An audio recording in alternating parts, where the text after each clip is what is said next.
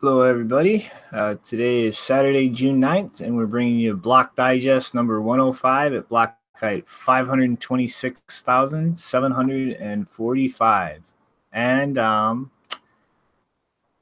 for the first time ever, I'm going to be conscious of the fact that I never introduced myself. I am Shinobi Monkey. And to get to the rest of the panel, we've got Mr. Rick joining us as normal. Hey, good to be back, people. How are y'all doing today on this beautiful Saturday here? Glad to see you back and feeling better, man. And got Miss Janine. Hello. Dun, dun. All right. Acnix joining us from Parts Unknown. Hey, what's up? And Mr. Nopara, who I want to strangle right now because I am fiending for some South Korean barbecue that I am nowhere near.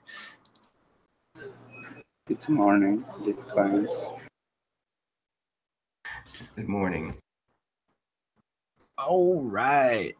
So, forgive my lack of enthusiasm and possible coughing today. I'm kind of recuperating from getting sick, but let's just dive right into it. So we have yet another instance of an old idea thrown in the trash can many years ago being picked back up by Bitcoin Cash supporters and bandied around as innovation.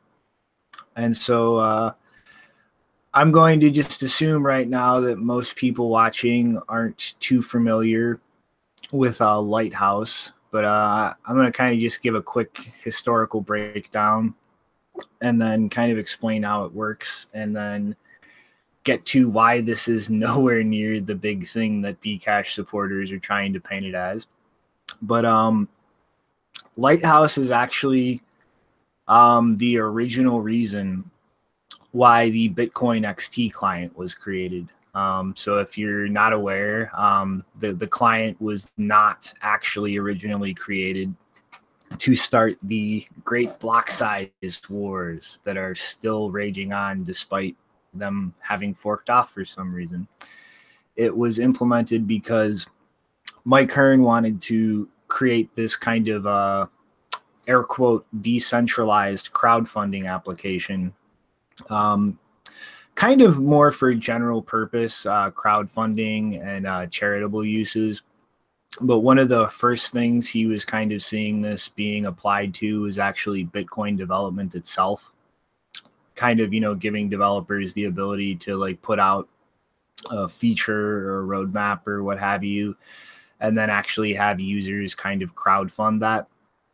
And yeah, so to kind of dive into what this actually is, you can go on the Bitcoin wiki and there's a page, dominant assurance contracts. And this is actually kind of a concept that's really old. And, the example that Mike Hearn gave when he was first kind of proposing this was the funding of a lighthouse for sailors. And kind of the entire rationale behind this is trying to structure things in a way where you have something that would benefit everybody or like a large group of people, but no single one of them is kind of interested or able to fund the endeavor themselves. And so they wanted to kind of find a way to structure something, like building a lighthouse where everybody could pitch in money to kind of communally build this, but guarantee that, the person collecting the funds can't kind of just run off and do nothing with it. And, there's the kind of the rationale of, like everybody, like in the example of a lighthouse, would benefit from this, but you can't really prevent somebody who hasn't paid or like helped build it from actually benefiting from it. Like you can't stop a specific sailor from, seeing the lighthouse from out to sea was the example. And so pretty much the way this was structured, technically speaking, is really kind of from my point of view, a smart contract chain of transactions that's really not that dissimilar from how the penalty construct in Lightning works. And so what would happen is the vendor or the person who's trying to raise the money to do something would kind of offer up a kind of a collateral or a bond. And the general structure of this is, everybody pitches in X Bitcoin with a deadline of this is, if we don't get all the money from here, things will go one way. If we do get the money, then we'll try to deliver on what we're going to build. And they would put up kind of a bond for each person contributing this, so that if things don't work out, or the product isn't kind of what it was advertised to be, the people who contributed their funds would not only get their money back, they would actually get more than they put in. And this is kind of the idea to incentivize people to contribute, because if things can be structured properly, you either get what you wanted in terms of the product the person was building, or you get paid more than you put in. So it's pretty much, from the perspective of a donator, a win-win. And so what they would do is effectively create a chain of transactions where each individual contributor would set up a multi-sig with the vendor person building it, and then kind of sign their input. Okay, I'm sorry. Let me start again. What they would do is they would sign, or they would craft a transaction sending to the 2 of 2 that they made with the person building the thing.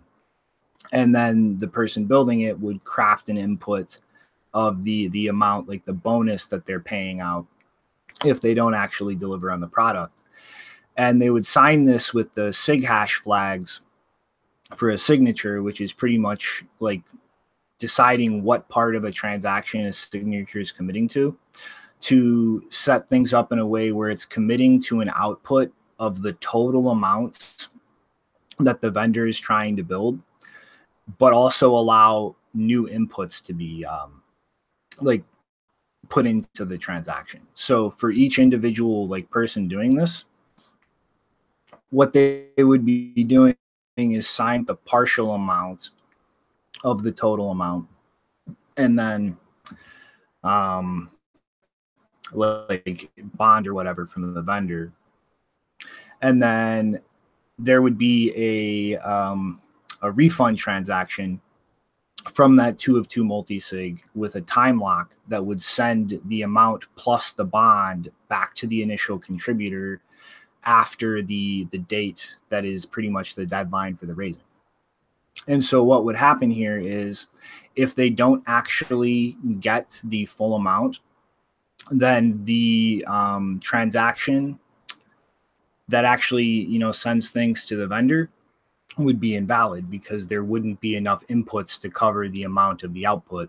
And then by the time the deadline expires, everybody can submit and kind of claim their money plus the bond back.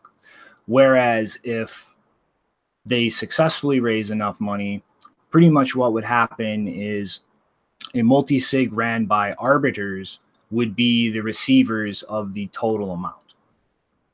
So you have the failure case where the funds aren't raised, everybody kind of gets refunded plus their little bond, or you've successfully raised the total amount you're looking for, and it's sent to a multi-sig controlled by these arbiters.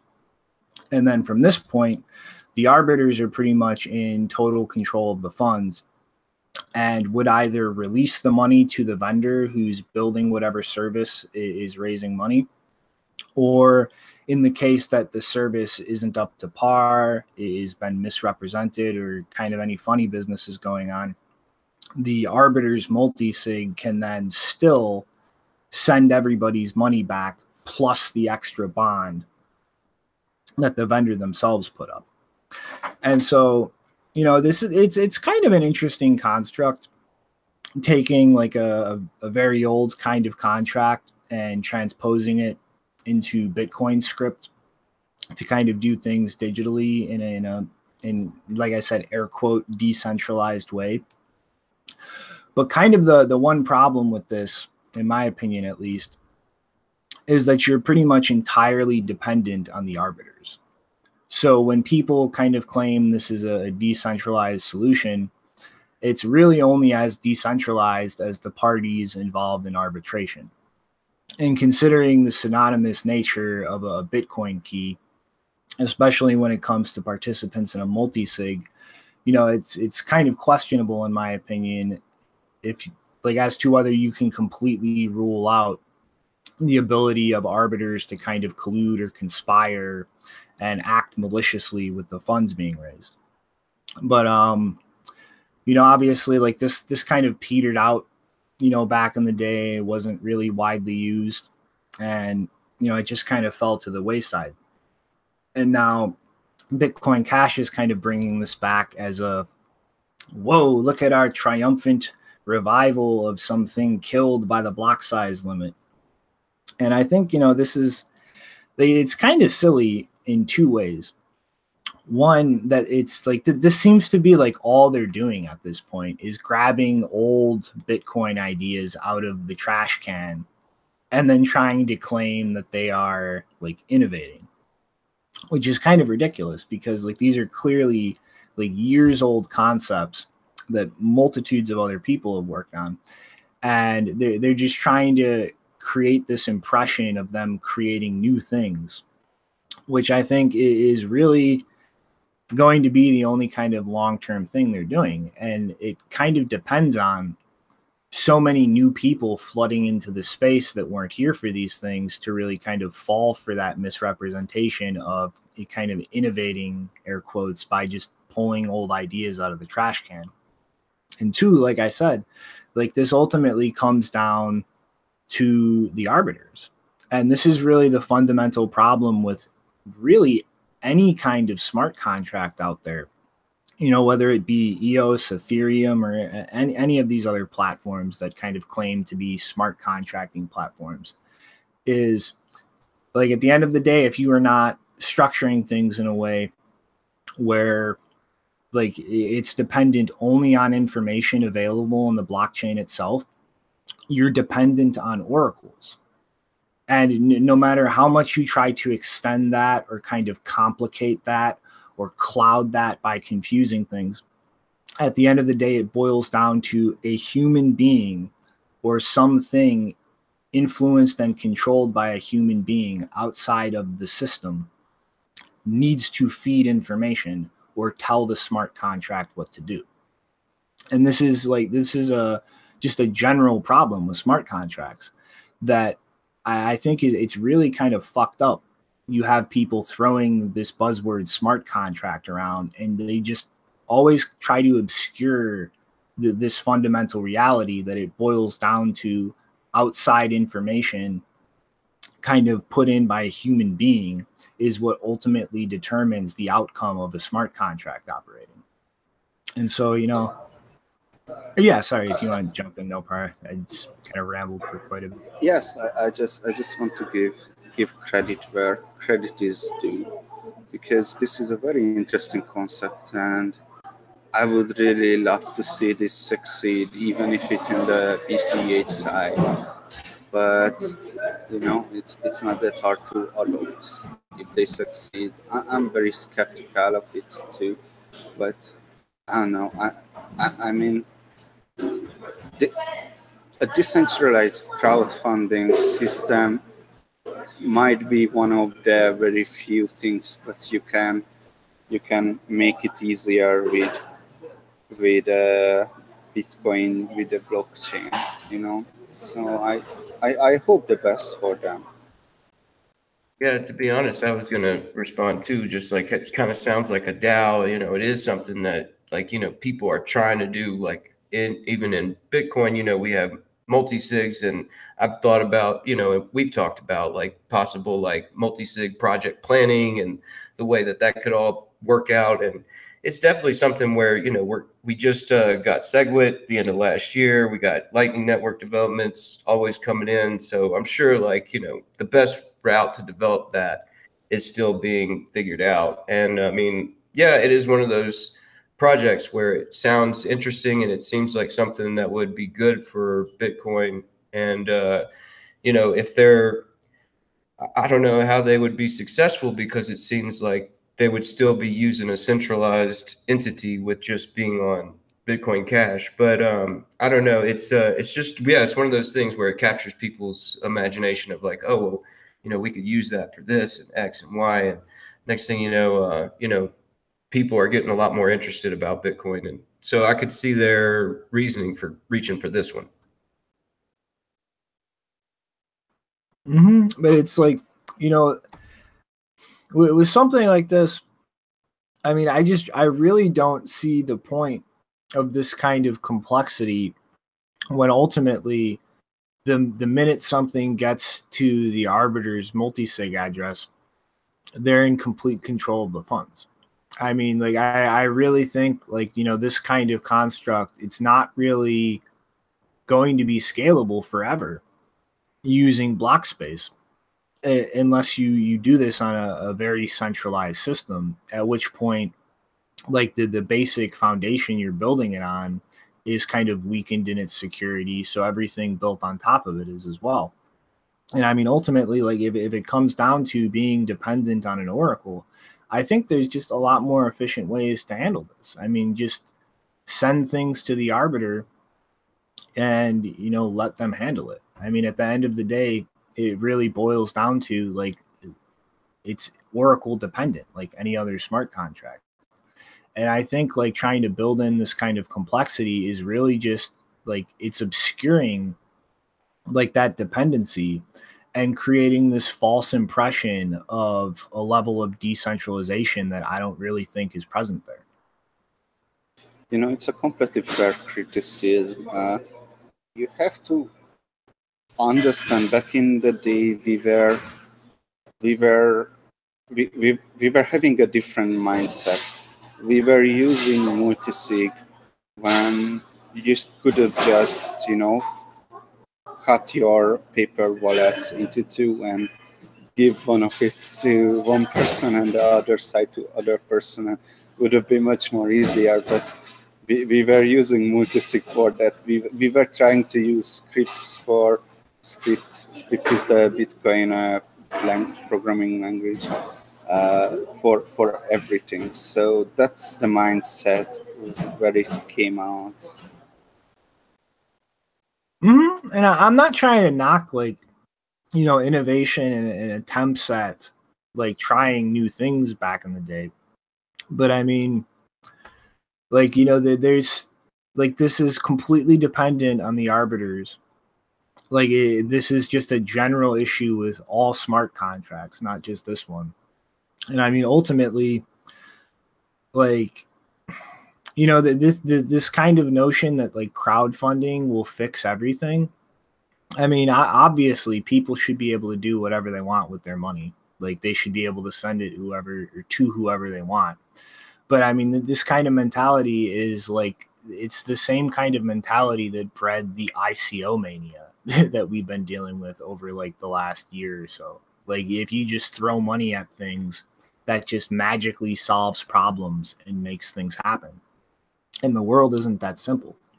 And I mean, it went, like, just kind of looking at, like, the fundamental, like, fact that this is not going to be scalable as an on-chain construct. And, you know, I would like to see people try to kind of create things like this on secondary layers, because that would ultimately, you know, deal with, like, that issue that I have with it. But when things are dependent on a third-party arbiter, like, I just don't see the point in trying to kind of obscure and dance around that. And then, I mean, you know, if these two issues can be addressed, like, you know, fine, have at it. But I still fundamentally think that it's, like, throwing money at problems, it doesn't solve things. Like, it's, people will find a solution if there's a solution. Money isn't really going to be a factor for that, aside from them having the time to work on a solution. Like, money in itself isn't, like, an answer to problems. Yes, and I'm not going to argue with that on that point. You know, these moon projects were constantly failing back in the days, and there is a high probability that you are right on on that it's not the right way to execute things. What's interesting is that you did not tell the story of how Lighthouse came to existence, with the Bitcoin Foundation things. Are you familiar with that? Yeah, Mike kind of was looking at this as a way to replace them with like all the kind of the money being mismanaged and embezzled. And I'm kind of drawing a blank right now for the names. Sorry guys, I'm feeling under the weather, but like a lot of the people, I'm not quite sure. I'm not quite sure that the money was mismanaged. I mean, because if you look at it in retrospect, the very same people who were crying very loud on how the Bitcoin Foundation mismanaged the money, and who was on the top of the Bitcoin Foundation at that time? Bruce. Wasn't Brock Pierce there too? Yeah, he was earlier. I think it was Bruce Fenton, and he seems like a pretty decent guy. You know what I mean? So my point is that Oliver Jensen is a BCA supporter today. He wrote a post on Reddit that, hey guys, here is $100,000. Whoever comes up with a solution, decentralized solution that replaces the Bitcoin Foundation, that's going to get this money. So Mike Hearn got this money for Lighthouse, and well, Lighthouse was developed. It wasn't followed up. I don't know why. Yeah, maybe the reasons what you said. So yeah, I just wanted to say this is the story. Yeah. So Mike Hearn developed that, but Mike Hearn, I've been seeing him on Twitter recently, kind of clashing with the whole Bitcoin Cash side. I mean, I think that is what I've been seeing, right? Sorry, I haven't really been paying attention. Didn't he disappear? I know for a while he kind of went on RBTC for like maybe a few days, like a couple months back, and he was kind of still like very skeptical about Bcash and being able to actually address what he perceived as the issues with Bitcoin. He was still kind of very pessimistic about things. Yeah, I mean, like, there's just still a lot of developments going on, so it's hard to say, like, this is the best route. But, I mean, for certain, I don't know, it looks like if you're trying to put together some decentralized system and you put it on something where, I mean, like, let's say the fundraising goal was reached for a project that, Roger or, like Toshi or the Chinese government or somebody wants to not fund that project, and then, it's like, it just kind of kills the whole thing. So I would love to hear more about what's going on with Mike Hearn today, because everyone hates Mike Hearn, but I ended up reading his stuff a lot because he was working on the exact same things but I am working on, but he was working on in Java. I'm working on in C#. So I ended up reading a lot from him, and of course I could have seen that he was just a terrible person to work with as a Bitcoin core developer. However, like seriously, he was practical, and he really came up with solutions. So his expertise, I can give it to him. Mike Hearn is the only person in this space that I will say with extreme confidence was a fucking spook. Prior to working at Google, he worked for a GCHQ private contractor, moved to Google, where he actually worked in the systems interlinking their data centers which the NSA actually hacked to try to start siphoning Google data, and he left just prior to that being I'm not public. going to defend his personality. Well, it's like he left Google like right before that became public news, and then went to Bitcoin and started advocating for just crank up the block size, let miners centralize. Miners can institute like red and black lists to kind of censor coins involved in Benevolent criminal dictators. activity. Like in my mind, I am 100% confident in my opinion that he was a fucking spook. And also, as since we have the story coming up later, but we're talking about Mike Hearn now, he also, after he declared Bitcoin a dead project, he went on to join R3, and now R3 is, let's say, having issues. Don't do spoilers. I don't know. I'd heard that he was starting to make sense or something. Like recently, I'd heard that like I guess we were talking a couple months back when he was in the RBTC Reddit, and we were saying like, oh, he's starting to make sense. Or, I don't know. I don't have much of an opinion because he was before my time. Yeah, but I mean, I don't know. I think we kind of got through the brunt of this.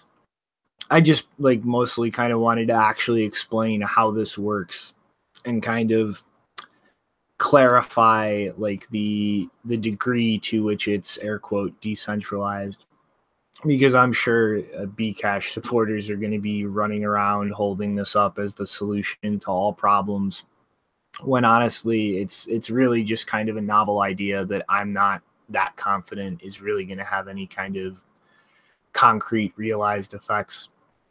But I mean, I don't know if nobody has anything else to say on this one. You want to slide along into the next story, Janine? Yeah, it looks like Bcash has made national news, or actually in some cases international news, because one of the articles, as you see here, it was actually Yahoo Finance UK, so international news. There was a guy named Joshua who was working for the National Guard. I think he has for a number of years, and he claims he was doing offensive cybersecurity, which is an interesting term in itself. And we'll get into the history later, but the short of what happened, many of you may have seen that there was someone who stole a tank-like vehicle, which is actually not technically a tank according to military vehicle experts. It's an M577, which is a armored personnel carrier, not technically a tank apparently, but I would personally dispute that, because I think any armored vehicle that runs on treads and not wheels is a tank. But he basically stole this tank-like vehicle from a National Guard post in Virginia. It was premeditated, because he actually tweeted selfies of him in the tank and in the interior of the tank. And several hours before he was even at the tank, he tweeted the Wikipedia page of the tank, or the tank type that he ended up taking, and also a map of, I believe it was the Virginia City Hall or something like that. It was like the Capitol building in Virginia. So premeditated, he took this tank and he drove it for, I believe, several miles. He said that he had 60 miles worth of fuel in it. And there's plenty of videos you might have seen. He was pursued for a while by a bunch of police cars. But obviously a police car is not really a match for a tank. Thankfully, the tank was, or the tank-like vehicle was not armed, so he couldn't have killed anybody with weapons, but obviously he could have run into other cars, run over people, run into businesses, and that would have been a problem. And thankfully no one was hurt during this entire incident. But yeah. That's terrible. So before we get into that, I just want to point out also that it definitely seems like he has some mental health issues, because he's currently being held at a psychiatric facility, being evaluated. He's not allowed to leave, and based on the police report, at least, they seem to be indicating that he was under the influence of drugs at the time.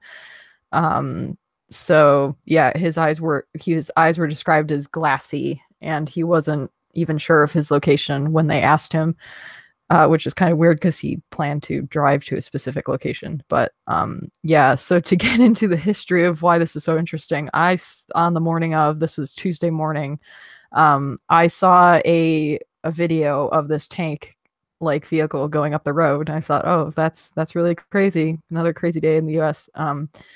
But it turns out that I actually knew the guy because he has not only a history with Bitcoin, which Shinobi, if you want to describe that quickly, he also has history with the Tor project, which I can get into. You knew him personally. This guy driving down the road, he talked to you before this outbreak, huh?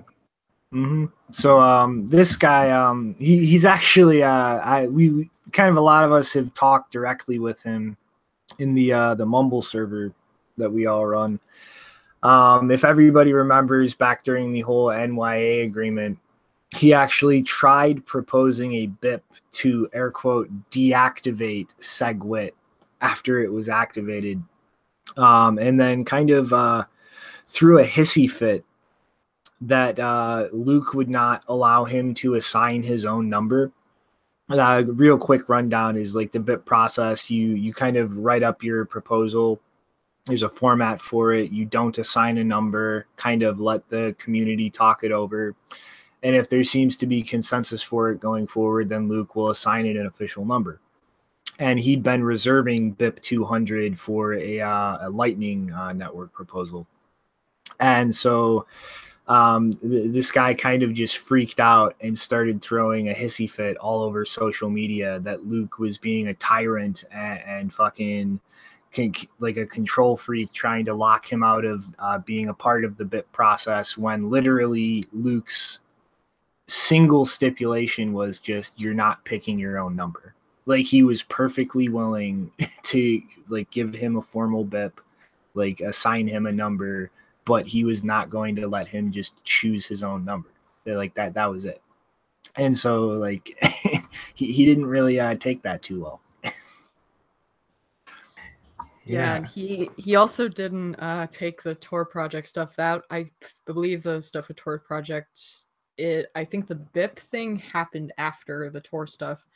I'm more familiar with the Tor stuff, but as many of you know, I did an investigation related to a resignation of one of their previous employees. And Joshua was involved in a kind of protest about that resignation and how it was being handled by the media. And he decided in September of 2016 to actually, I believe it was September, he decided he wanted to fork.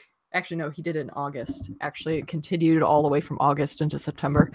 He decided to fork the Tor browser, but he ended up forking the wrong code, and it was just hilarious, and he didn't really do anything with it. And the whole reason he did it was he claimed that there was a 0-day vulnerability in the Tor browser. There ended up being one, but he did not really, according to someone else who evaluated his report, he didn't really describe it correctly. And so he was not given credit for the bug bounty. And that really pissed him off. So he started saying that he had found other 0-day bugs in the Tor browser. And he even made a tweet in September saying that he had given all of his 0 days to the intelligence community. And he had this line, "Ding dong, witch is dead, burn in hell, Tor project," and all of that. And funnily enough, the 0-day that he claimed he had found, he hadn't fixed that in his own forked version of the Tor browser. So it was just a real laughingstock. But yeah, he has history of being having issues where he claims to find vulnerabilities in projects, and in some cases it might be slightly true, but then he doesn't seem competent enough to actually evaluate them in a way that people can actually work with him, and then he ends up throwing a fit afterwards. So to me, it was not really surprising that he was involved in an incident like this. I was surprised to the extent that he was able to get away with it, because I would assume that soldiers who have the kind of access that he apparently did to the post, that if he was making tweets suggesting that he was going to be hijacking a tank several hours before he actually did it, that someone would have noticed and possibly try to avert that. But it doesn't appear that that happened. And also, it's just another example of the military not really dealing with people with mental issues very well, not noticing the warning signs. Like with the Tor and the Bitcoin stuff, this was clearly going on several years. It's not a new incident or a new example out of nowhere. So I feel like that's just really terrible. Yeah, like just, you know, I don't know, like the whole thing is pretty ridiculous. Like, you know, the high speed pursuit, the low speed pursuit of an APC, and just like following this guy around, make sure he doesn't run into things. And golly, you know, I mean, you know, that's where it's like, yeah, you were saying the military and, you know, mental health issues, that sort of stuff goes on. And, you know, the military does issue pharmaceuticals for certain missions and stuff like that. And I'm not saying like they issued it to them, but there's already like kind of like just an issue with like people using pharmaceuticals in the military to, you know, get through certain missions. And so, yeah, that's a problem when they come back too. They still tinker around with those. And I don't know, for the most part, it's just like if they really started paying attention to all those sort of problems, I think they would have a much harder time maintaining like the retention that they want as far as like people within the military.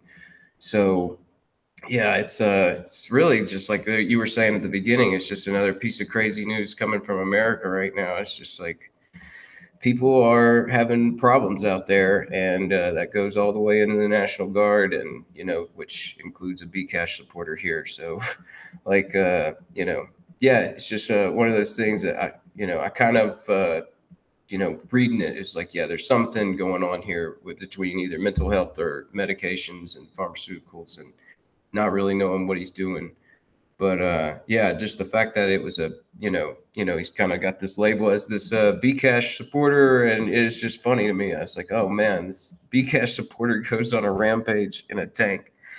It's a wild story, but yeah, it's kind of I don't know, it's starting to become the norm around here. It's just crazy stories. Yeah, so one of the other tweets that he made before he hijacked the vehicle was he tweeted at Craig Wright saying that he was ready to move to London. So that and that's not that's not the first time he's mentioned or talked to Craig Wright on Twitter. So it wasn't just because he was saying a bunch of weird things about trying to find anime wives and things. So people looking at this might think it was just waifu. Waifu. Yeah, so most people looking at that would think that, you know, he was just kind of rambling because of being on drugs or under the influence of some drug. But it looks like, based on his history of tweets, that, you know, he was supporting Bitcoin Cash, and he was still holding a grudge about not getting a BIP for Bitcoin. And so it's just kind of weird that all of these communities kind of crashed together in this incident. Mm-hmm. And to kind of make a little serious you know, comment here, like I think Vlad's tweet here is kind of a little reality check. Ultimately, you know, we should just be happy that this guy didn't actually hurt anybody. And I mean, you know, to kind of get real for a second here, you know, I have been kind of laughing hysterically about this and memeing the shit out of this, but this is actually something I've kind of been worried about for like a good 2 years now. And every time I go look on like RBTC and just see the kind of rhetoric they're spewing out, like it really fucking scares me, because all it takes is one unhinged person to do something really fucked up. And I mean, like, you know, this guy, he stole an APC and took it on a joyride. Like, this just as easily could have been somebody walking into a Bitcoin conference with an assault rifle or something, or a local Bitcoin meetup, or some company office that's doing something that they don't agree with. And I mean, like, this is a kind of fucked up side of the entire, like, deranged conspiracy mentality that exists in that community. Like, everything is Blockstream, the Illuminati, the deep shadow government that runs the entire world. And it is completely delusional thinking. And when people really let themselves get sucked wholesale into delusional thinking, they do delusional things. And I mean, like, you know, this might be all fun and games right now. You know, it's hilarious incident, like these funny memes everywhere.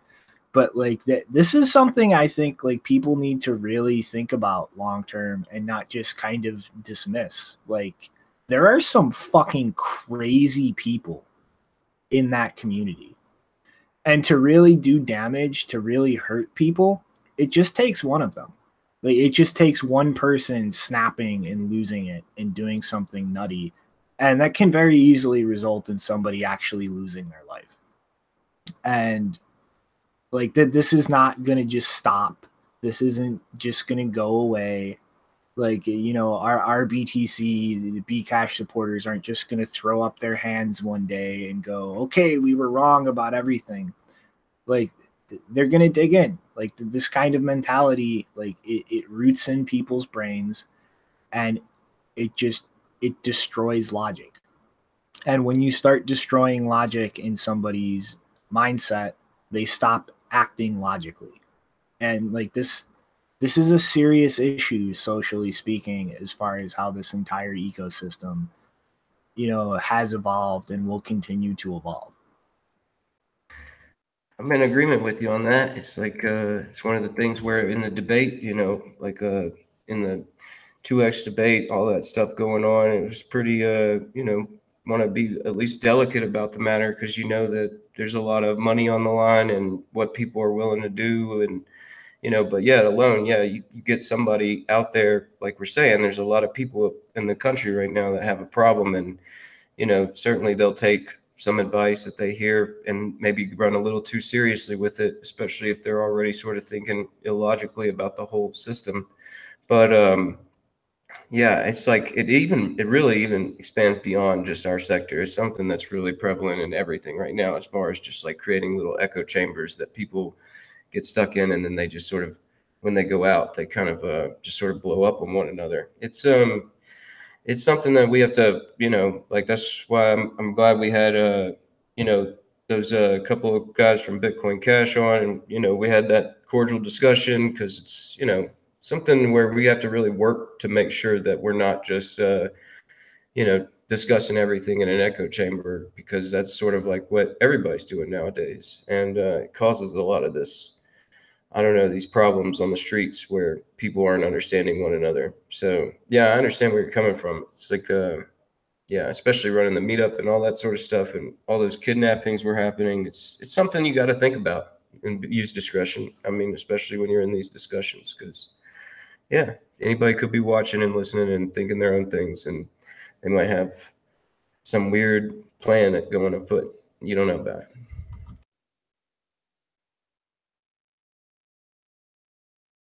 Mm-hmm. I mean, it's, you know, it's, you actually have to think about your personal safety to be safe. Like, it's not something that just handles itself. No. Yeah, and I'm the one thing I'm not sure on, though, because some people did say that in one of the pictures he tweeted of, I don't know if it was in a picture or a video, but they said that he did have a gun, probably a rifle, inside the tank. And I did not hear whether that was loaded. I just heard about whether the tank was armed or not, and it wasn't. So I mean, even if the tank wasn't armed, if he had ever got, like, that's what a lot of them do when they go on these rampages, especially in vehicles, is that when they're getting chased by police, then they eventually realize what they're doing and they feel trapped and they get out and they do something worse. So I really hope that the gun wasn't loaded, but if it was, it's a really good sign that, you know, he didn't get to a point where he was using that on people. Yeah, just like you were saying earlier, just the vehicle itself is a huge danger. And that seems to be, you know, a growing trend in itself. And this is one of the reasons why I'm not the type of person to like have pictures of myself online or to very prominently announce where I'm going unless I'm relatively certain that either there's not going to be a lot of people attending or certain dangerous people that I'm aware of are not going to be able to get there. So like that, I've never thought of this specific type of incident, but I just think of people like that in general, is that I don't want to make it easy in the future if I'm ever a target for people to come after me or friends like this. And I think, you know, as Bitcoin is getting more adoption and more awareness from more people, I think the meetups especially will have to consider this, that like regardless of whether you're a high net worth individual in cryptocurrency terms and you're going to these meetups, you will be perceived that way just for being involved. And so you have to be really careful. It'll be like the old tea house meetups. We like to live dangerous, huh? Yeah, that's it, man. You just learn a little jujitsu and live on the edge. I mean, By the way, guys, you have some Bcash because I want to buy another coffee. I'm out. I'm fresh out. Yeah, yeah, mine's all gone. All right. I don't know what you speak of when you say Bcash. I don't know what it is. I don't think it exists. Yeah. I'm not sure I understand that. So, yeah, it was a conversation that I think I explained several months ago, is that, you know, people were making decisions about, you know, what they were going to do with their Bitcoin Cash when the fork happened. And some people were saying they sold it because they wanted to get rid of it, and also because they thought sell pressure would bring the price down. Other people are like, well, it has privacy implications when you do the coin split if you don't know what you're doing. And also some people are saying, oh, if you sell them, then you're kind of profiting off of the fork, and that could, you know, create this expectation that, you know, when forks happen, it's a good thing because everyone just sells their coins and they profit from it, and they're not as willing to be critical of it if they know that they're going to make money. And so my conclusion personally was just to pretend it doesn't exist, because I wasn't going to touch them. I was just going to leave it alone, mostly for privacy reasons. So when people are like, oh, did you sell your Bcash? I'm like, I don't know what Bcash is. What are you talking about? That makes perfect sense. You know, I should be the one who write the software what splitting bitcoins and sends them into shapeshift UTXO per UTXO over neutral circuits over a longer period of time, but no one did that. Too bad. I mean, it is what it is. Yeah, it was going that direction, but yeah, it just sort of fell by the wayside. I mean, personally, in my opinion, you know, buyer beware. Like, I'm selling on an open market, not finding somebody individually. Like, if you're not aware of what you're buying, well, that's on you, man. You cannot. I mean, it's not about finding someone. The privacy issue with BCA. The privacy issue with the forks is that your old UTXOs are going to be exposed of common ownership on the other side of the forks blockchain. Yes. Well, you just manage each output differently. You know what I mean? Don't just sweep everything together. You take one output and you go sell that somewhere else, or like you take a group of outputs that are already connected and you sell those. You don't just sweep everything together. But I don't know, before my voice gives out, you want to switch over to the next story you got there, Janine? Sorry, guys. Yeah, so just really quickly, I actually went back to the article and confirmed that neither his gun nor the tank-like vehicle had ammunition, so he couldn't have shot anyone. The next one isn't really a story. It's more of, I just noticed this Medium post yesterday that it actually came out on May 15th it was like a transcript of Ian Griggs' talk at a London event. And I read the whole thing, but I think mostly I just kind of wanted to have a short discussion about whether you guys think this is an actual dilemma. If you scroll down, he has this concept of which he calls financial identity trilemma syndrome, where he says that within the banking system, there are three desired goods: regulatory compliance, security of assets, and customer service. And only two can be achieved simultaneously, with customer service being the usual casualty, as we have seen probably from most of our experiences, that customer service is the first thing to go if banks are having issues. But so what obviously he's trying to model this after Zuko's triangle, which has to deal with, not financial stuff, but just, security of apps, user experience, and what was the other point? I actually can't remember. Security, usability, and does anyone else remember? I can't remember the other point of Zuko's triangle. Sorry. I'll look it up right now. Sorry, I just got up. Get something security. Let me see. Security. Yeah. So basically, security, usability, or being human, meaningful, and decentralization. That was Zuko's triangle. So I feel like he was kind of modeling it after that concept that Zuko came up with. But in this case, he's talking about banks and the kinds of services that they offer or comply with. And my first reaction to reading it was I was looking at regulatory compliance, because he calls that a desired good. And, if he just means that banks desire regulatory compliance, I would maybe agree with that, but I don't think banks actually want to, because obviously that's an extra cost for them to, hire lawyers and make sure that their systems are complying with a bunch of legal laws that may change frequently and are different in different jurisdictions. So I don't think that's actually a desired good for even a bank, but if it was a desired good for any entity, I don't know if it would even be for the customer either, because customers having to comply with, it depends on what regulations he's talking about.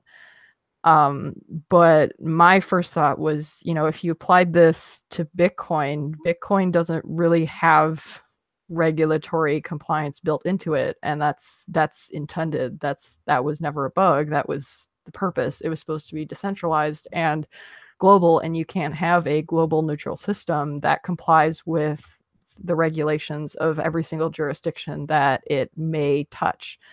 So, I would say for Bitcoin, regulatory compliance is not really a desired good, because it just has its own algorithmic regulation built in, not a legal kind of compliance.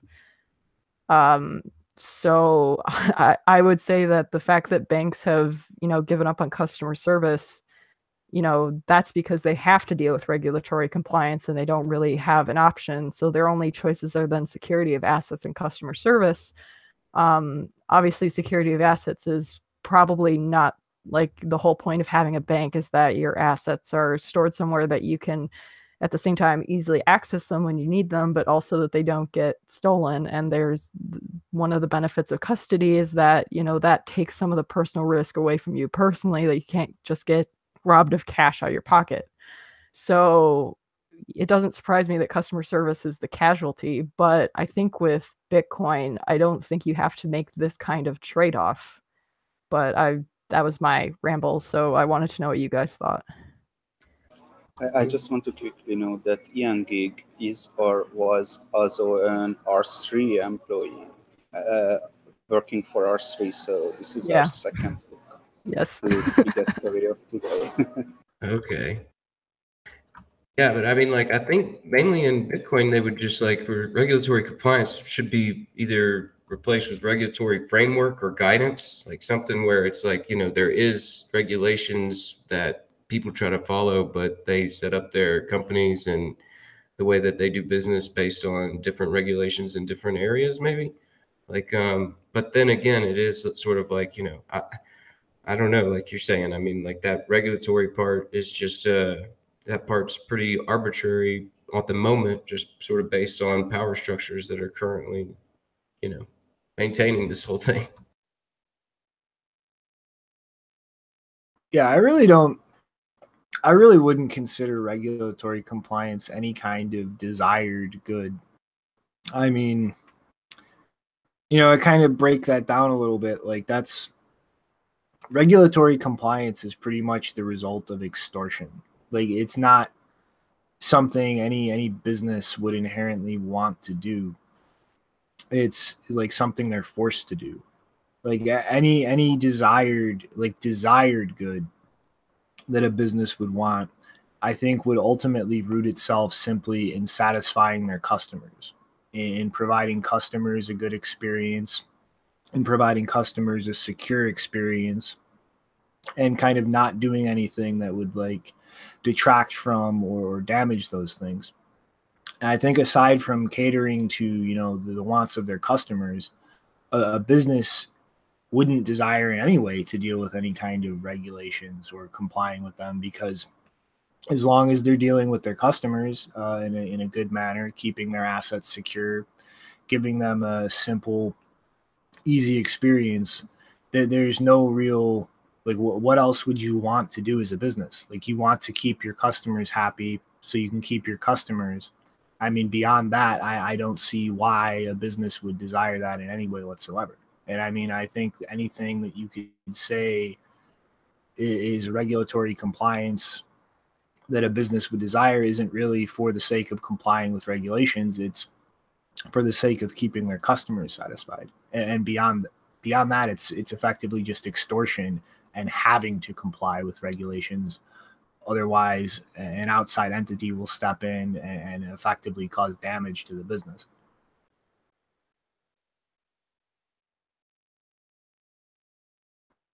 Oh, Yeah. sorry guys, my throat is destroyed right now.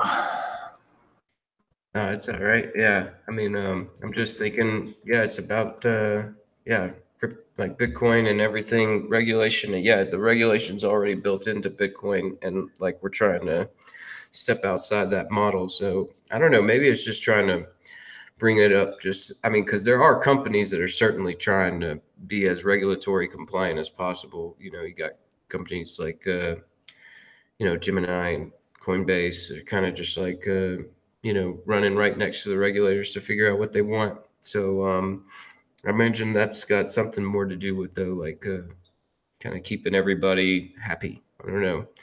Seems like, I don't know. It seems like you're just going to get a bigger payout whenever you do get that compliance. So I guess there is that they go for right now, the way things are set up. Mm-hmm. You see what I mean? Though it's kind of like it's a result of extortion than any kind of desire. You know what I mean? In a vacuum, without any kind of regulator, like, would they inherently want to do anything that isn't just trying to satisfy their customers? Like, I don't think so. And like the only reason they're doing this is because of that coercion, where if they don't, then they will be prevented from providing services to their customers and pretty much undermine the entire business itself. Right, but it's like the model, right? It's like the way to play the game right now is to get the most compliance to become one of the two people that run things. I don't know. It seems like that's the way it is right now, and maybe that's where, you know, some of these current centralized exchanges are trying to sort of bid for that. You know, one of those duopoly positions. Mm-hmm. I don't know. Does anybody have any? Excuse me. Anybody have any, anybody have any final thoughts on this one before we slide along to the next story? All good. All right. Well, you want to take her away, Rick? All right, yeah, let's figure out where Bitmain and what Jihan's been up to. It's we got this article coming out of Bloomberg talking about they're getting ready to IPO, and you know, the article goes into, you know, a good bit of detail about you know, Jihan's or Bitmain's valuation and like possible holdings of, you know, the CEOs of or the CEO of Bitmain. They're talking about Jihan and everything, but I mean, like, I just thought I'd do a little bit of catching up on where Jihan's been, because we know that recently a lot of the stories with mining hardware has been outside of Bitmain, and Bitmain's kind of, you know, taken sort of a backseat position when it comes to the cutting edge of mining hardware and how that plays about. And so, you know, looking back, you know, in March, Bitmain opened up that secret subsidiary in Washington called Ant Creek LLC. And the only reason they're calling it a secret subsidiary is they were setting it up without any language using Bitmain or any of the names that would sort of say that this has got a relationship with Bitmain. So they set that up back in March, and in January, when a lot of the mining kind of crackdown was happening in China, you saw their expansion into Switzerland and Canada with the Crypto Valley and Quebec, and the way that those two areas of the country were starting to pick up steam. So he goes that direction. And like I'm saying, we've seen a lot of the mining equipment kind of come from these different companies like How Long and GMO. They're coming up. So it looks like, you know, the role of Bitmain and what Jihan's doing right now as far as trying to expand their game in the space is to just raise funds and try and expand the company as big as possible to try and at least still compete with, you know, trying to find, you know, I guess its place in the market, because it looks like the efficiency gains is not where they're going to be. And so this article says that Jihan stated that he had no specific plans at the moment for doing an IPO, but he's open to a listing in Hong Kong. So, you know, that kind of, it's not saying, it's speculative, you know, it's not saying that they are doing an IPO, but he's open to it. And we know that their competitor Canon, they did do an IPO, or they're doing an IPO. And, you know, Jihan said the challenges in this article, he said the challenge is advancing our technology beyond what we've already achieved. And, you know, like we're saying, they're not really getting the efficiencies, and they're kind of gridlocked there in China when it comes to developing mining farms and mining Bitcoin and everything. So they've stepped into this field of AI, and something that the Chinese government can get behind, and started getting close to these regulators in different parts of the country and different parts of the world. And, you know, I would say that this is probably their only move right now. It really is to, you know, IPO and try and make their business as big as possible so that they can continue advancing in the space. But I mean, like, I don't know how well they're going to advance. Like we're saying, I mean, you know, GMO's put out this 7-nanometer chips already, and you know, we got the How Long miners out there.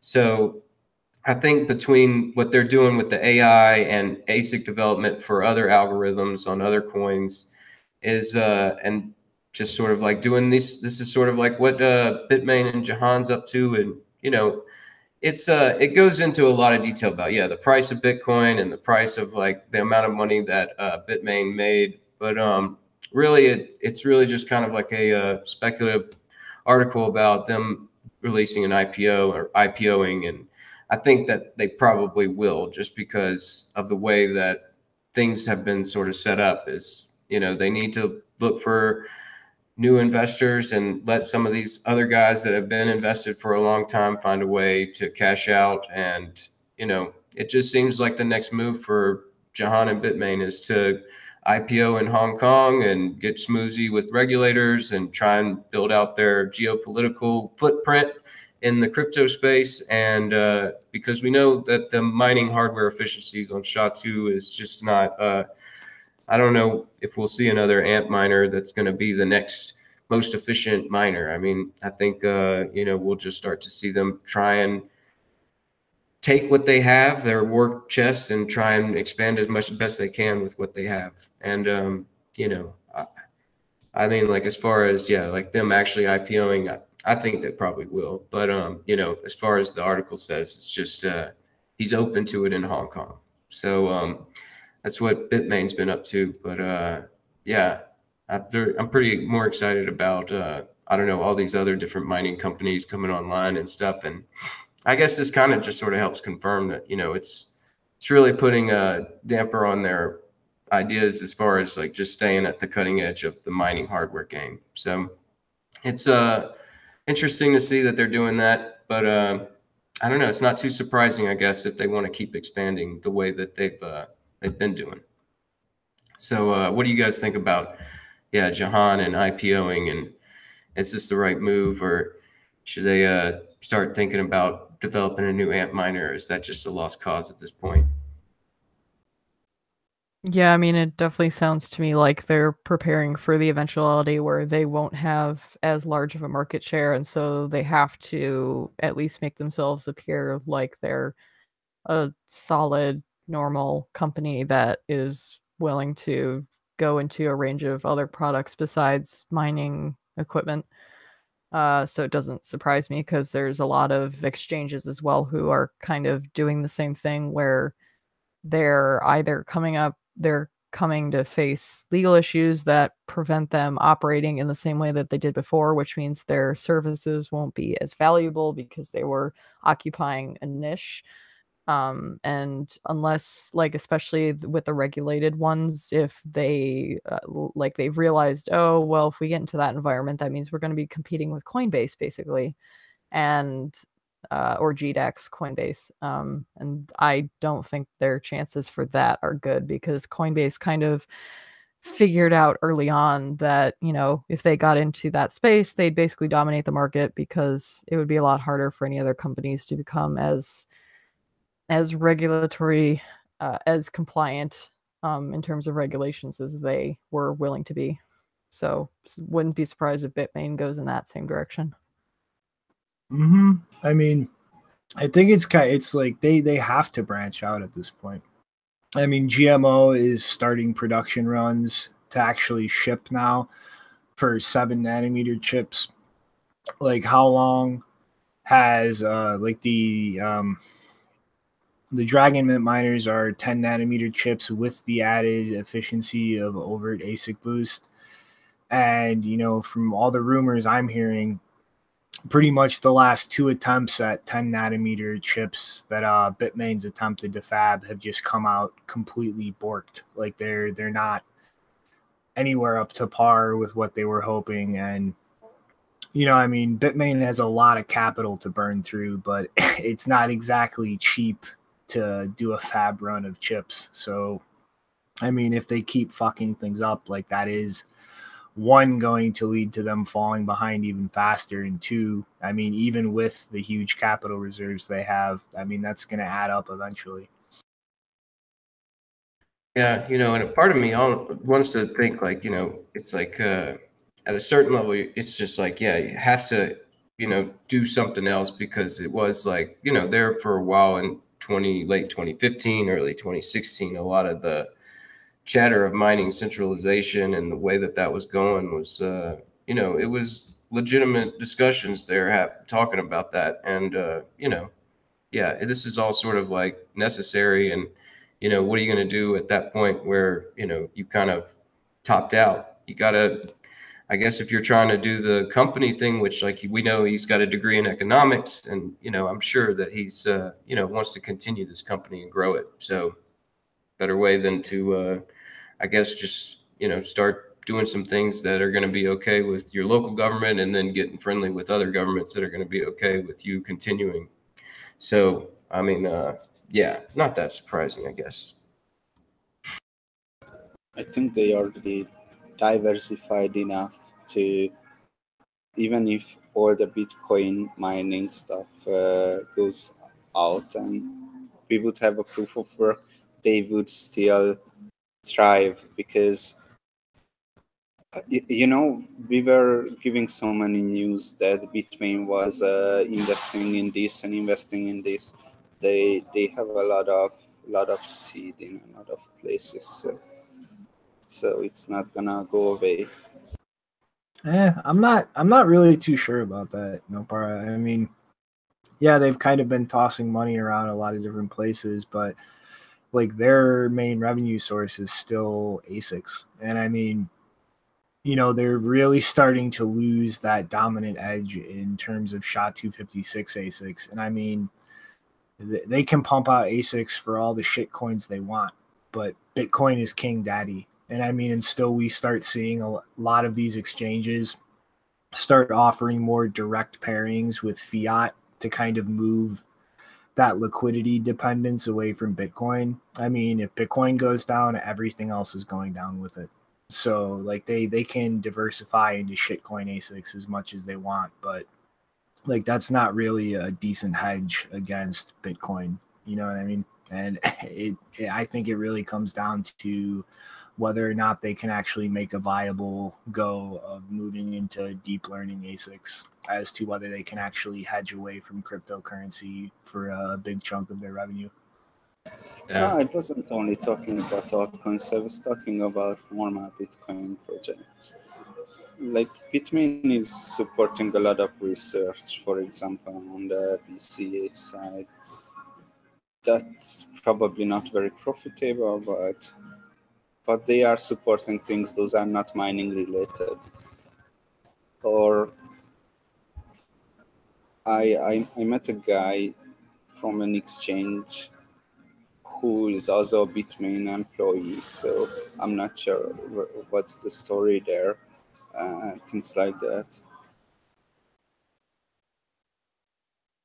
But I mean, it's like that's the kind of the point I'm trying to make, though, Nopar, is like their revenue and their capital inflow is still almost completely dependent on ASICs. And I mean, unless they can really make a go of it with AI, like, that a lot of the investments they've made aren't really going to be able to plug the gap in their ASIC income if they really start losing like market share, or if Bitcoin were to go through like a very prolonged bear market, like ASICs for other cryptocurrencies aren't really gonna like help that much, because those coins are going to go down with Bitcoin. I could kind of see like both y'all's positions, honestly. Like I could see like Bitmain becoming like the next like Samsung, like just a big technology company. I don't know, just because they are kind of, I don't know like exactly how much money they have in their coffers there and how much Bitcoin and all that, but it seems like it's enough to where they can, kind of set themselves in a position to where they can get a lot of contracts or and I mean, like the whole AI thing is, I mean, like I'm really speculative of the whole thing of AI. Like I think it's a little too much where people are dependent upon that thing to solve a lot of problems. And I'm not really that sure of it. But I mean, I don't know. To me, it's like I could see Bitmain being a big company, but like you're right, not really in the ASIC manufacturing anymore. They're kind of just going towards something else, which, yeah, I guess all these companies are going to have to eventually pivot whenever they figure out that things aren't going their way. Like this next company, got a story for us there about this R3 debacle going on there, no par. Ready to jump in with that? Can we wait a bit? I don't know, the police is here and just makes me uncomfortable. Yeah. like 10 people, I mean, if you want to push that off for a little bit, I guess go into something else funny. Yeah, what else is going on? What? CryptoKitties. CryptoKitties down 98% in transaction volume? Wait a minute. Yeah, the number. These guys, didn't they just receive like millions of dollars of investment for this? But Shinobi, as we've figured out, you can get millions of dollars and not have any users whatsoever and no usage statistics, and you'll still get money because blockchain and cats. Get people hyped up, you will get the funds. Yeah, I mean, see CryptoKitties back in the news. I was, of course, it's talking about how down the usage is. Like, I mean, Really, like that sort of thing, whenever it did take off, I was wondering kind of how much steam did it have. It looks like it was just a couple months of steam, maybe 1 month of real steam. I mean, to be fair, it still says 200 daily active users or less than. But even still, I mean, 200 daily users, that's impressive for one app. I think that's pretty high considering most Ethereum apps don't even have that much. I guess some people really do like it. You know, there's always going to be that one person playing that game. Everybody just sort of let back because they really dig it. So there's a couple of people out there still trading daily. They like their CryptoKitties, but I don't know. Like, do they maintain? I mean, like the price, is that what's down? They're talking about the usage is down. I'm sure they still have like these different prices based on their rarities, supposed rarities, or so. Yeah, the chart there is about the total number of transactions. I don't know if it was per week or per month, but they said the total number of transactions is down by 98% from It was the per high month. per month. Yeah. And the other, I don't know if it was in that thread or it was someone else talking about it, but I heard like, because we had that crazy moment where there was CryptoKitties selling for like $100,000 and someone was saying that it could have easily just been a person selling a CryptoKitty to themselves to create a record or like make it look like the CryptoKitty was artificially more valuable than it actually was in order to sell it to an actual person for that price. So that's not even that's not even a good statistic to go by the total price. Yeah, that's what somebody in the chat said. Who cares about CryptoKitties? Yeah, no one. Like, it looks like the trend on that is falling. CryptoKitties is the poor man's rare Pepe, and it has nowhere near the staying power. Yeah, nowhere near. Outside of that, what else is going on, man? Well, got a lot of activity going on in Venezuela. Yeah. So inflation is continuing to skyrocket, and in tandem with that, their local Bitcoin's trading volume is going through the fucking roof. So yeah, I mean, this is like if we just cut this off like right here and only look at everything on the left side of here, I mean, like back when I was looking at that chart, like that was amazing growth to me. But then we like just look here in response to another inflation push where Maduro somehow got the money to actually pay for new currency notes, which I haven't had a chance to dig around and figure out the details of, because that was actually one of the things I found most shocking maybe 6 months ago, is they couldn't even afford to pay for new banknotes in a run of printing money they were doing. But people are, yeah, I mean, no matter how volatile Bitcoin is, when you're looking at a currency like the Bolivar that is literally just being smashed into the ground in terms of its purchasing power, that volatility is just perfect stability, relatively speaking. And I think the more that, you know, the Venezuelan government continues this kind of nonsense, the more people are going to just say, fuck it. I mean, what you're talking about, 50, 100% like value swings, that's nothing compared to a guaranteed pile driver into the ground. Yeah, it's also awesome to see, you know, just like I mean, not awesome to see the hyperinflation, but just like, you know, to see that, you know, people are turning to Bitcoin and they're using it and they're still and they're still able to like route their value around, and it's not you know, as much trouble is going on there with their monetary policy. You know, there's something there that they can use and they're using it. That's good. And you know, it looks like this had a little bit to do with that Petro being delayed. Like I think that they were supposed to be releasing it in the coming month, but they pushed it back to the end of the summer. And so I guess that kind of got everybody, you know, just like, yeah, back in Bitcoin again. Because I guess they were kind of sort of a wait and see whether or not they have to buy the petro, or if they're going to be able to, you know, I mean, it's one of those things where people kind of, you know, they don't immediately understand the censorship resistance of Bitcoin and stuff, and they kind of are used to what they're used to. And if their president says you got to use the petro, I'm sure there's a bunch of people like, wait and see. We'll see whether or not, you know, we could do this. And now that there's been a delay, people are running back into Bitcoin. It's good to see, though. All right, you ready for R3, Nopara? Yes, I am ready. All right, shoot. So I was 20-something years old and bought a ticket to Taiwan for 3 months. And the end of the trip, I was running out of money. And there was a guy, so I had to find a job. And there was a guy who I talked to on Skype. It was 10 p.m. and the guy said, if I go today, then he gets me a ticket to Thailand.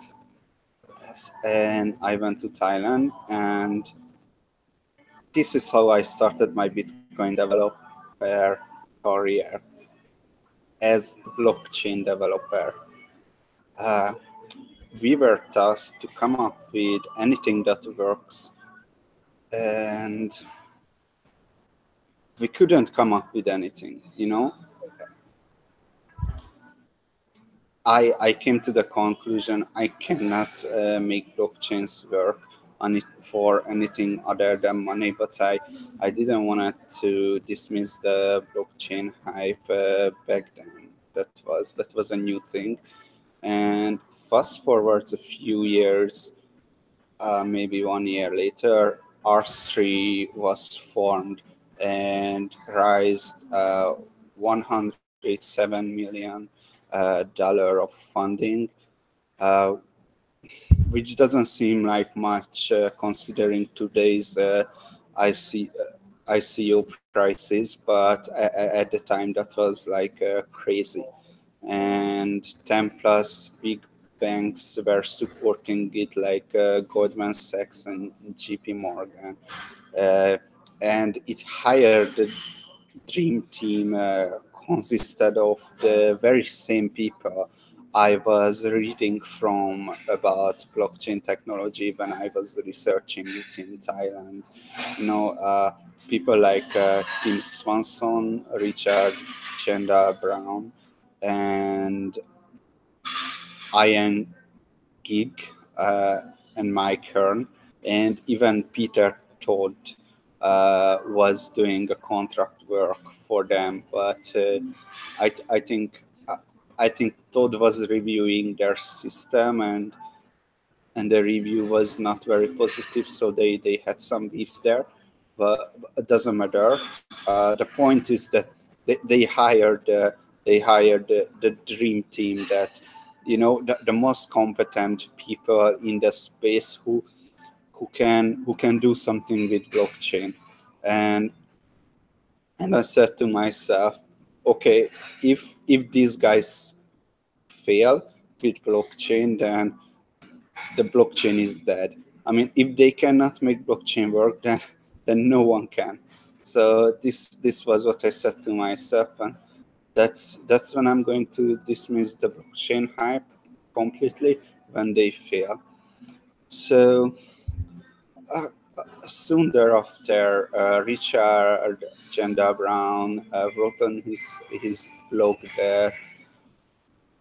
that they couldn't come up with any viable blockchain design, so they are not going to do blockchain. They are going to do a distributed ledger, and it's a blockchain-inspired thing, but not blockchain. So I said, all right, blockchain fails, but let's see what's going on with the distributed ledger, what R3 is doing. And this brings us to today's story, that R3 is running out of money.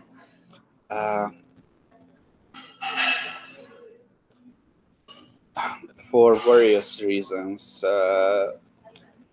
They are saying A big reason, they say, is because the company has been unable to attract critical mass of developers to build out its core software.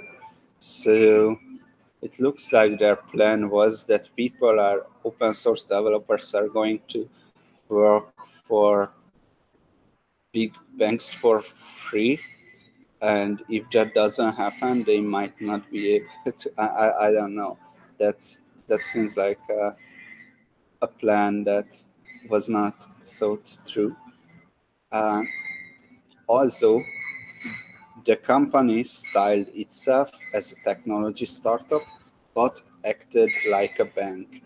Instead of hiring tech people, they started hiring bankers and guys in suits who don't know much about technology, said a former employee. And there were some outrageous spending, like a lot of first-class flights and things like that. But point being, I mean, if they couldn't come up with anything to make blockchain or distributed ledger more specifically work, then I think this is the end of blockchain. There is just, we are 10 years into this Bitcoin experiment, and we couldn't come up with anything remotely useful but currency. So yeah, here you go, the death of blockchain. The witch is dead. I'm looking at the price of Ripple, but I guess like that's got nothing to do with R3 going bankrupt. Or, I don't know. Yeah, the use case of blockchain and distributed ledger technology is definitely a road that's going to come to an end at some point, I imagine. Yeah, I don't know. This is like one of those things where it's like, there's like what JW would call stupid money in the space. And it's just like, that money is going towards these things that people are saying is a good underlying place to start doing research and start working. But it, I think, yeah, most of the smart money is realizing that all that sort of stuff's already been developed and you got to build on top of the protocol that's available. So yeah, I guess eventually those guys will run out of money and not really figure out what we're doing other than trying to figure out a way to replicate it instead,